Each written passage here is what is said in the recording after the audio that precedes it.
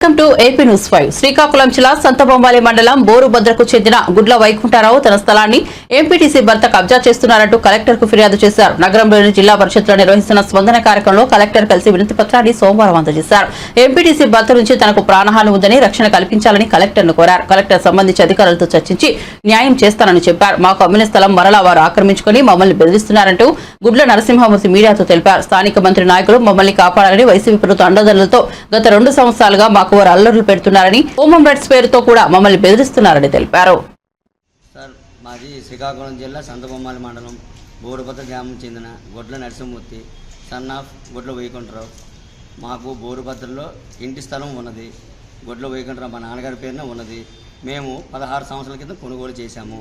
ఒక 5 వ్యక్తులతో కొనుగోలు చేశాము. అయితే ఏమైంది, ఇప్పుడు 5 సంవత్సరాలు బట్టి గత 5 సంవత్సరాలు బట్టి మేము ఆ స్థలాన్ని ఏది చేస్తామన్నా మా స్థలంపైకి రానివ్వకుండా మాకు చంపుతామని కొడతామని బెదిరిస్తూ మమ్మల్ని వెంటబెడుతున్నారు.